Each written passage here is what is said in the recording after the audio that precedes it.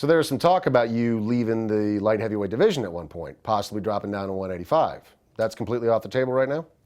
Yeah, it's off the table. And the only reason I was going to do that is because I was trying to give John Jones the same respect that I was expecting him to give to me. And that was to be, if I'm the champion or title holder, then I will stay out of the way. I'll stay out of his way so he doesn't have to compete against me. And I was saying that because I knew he was going to smash Hua. I knew he was going to smash Hua.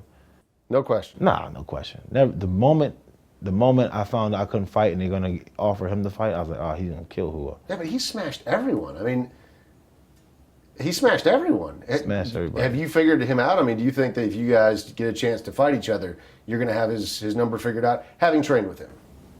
Of course. Of course. Because I heard, and I don't know how true this is, I just heard that in the gym down at Jackson's that you would mess him up. True or not true? Let's just say, I know what I can do. And John knows what I can do. You think John's scared of you? I'm not saying he's scared of me, but he ain't rushing to fight me. I trained with John many, many times. Yeah. And he's not a world beater every day. He has some good days, he has some bad days. Like everybody else. Yeah. Do I know how to beat John Jones? Of course I know how to beat John Jones. Does John Jones know how to beat me? Of course he knows how to beat me. Now it comes to who can actually do it on the day we're supposed to do it. Yeah. What about Phil Davis? You know how to beat Phil Davis?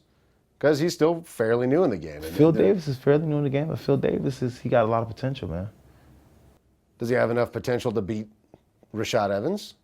I mean, anybody, I won't say anybody, that's kind of crazy. It's crazy to say that. But anything can happen. It's a fight. That's the thing that's the thing that makes the sport so great, is the fact that you go on there and roll of the dice. Yeah. You know what I'm saying? GSP, Matt Serra.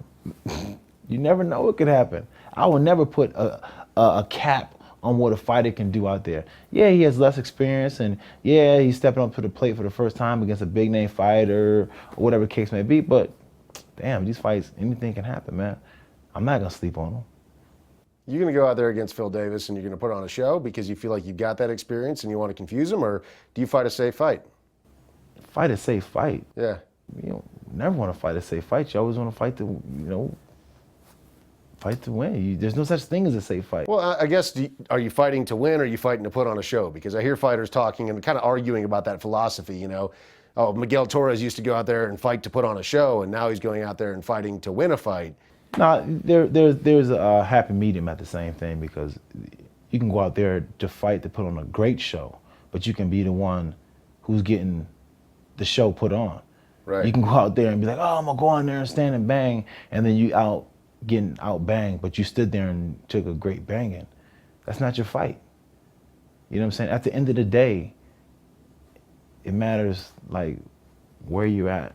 You think the UFC is gonna say, Keith Jardine, oh man, he put on the best show. So he'll go out there and bang and trade with anybody.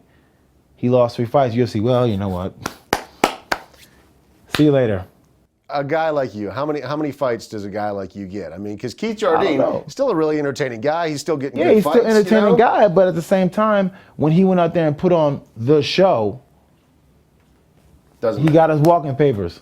3 fights, is that kind of the magic number? That's the magic number. You know, damn well if he ain't winning 3 fights, he haven't looked good in 3 fights, or hasn't set the standard for the show and the wins, they're gonna say, man, you got to get out of here.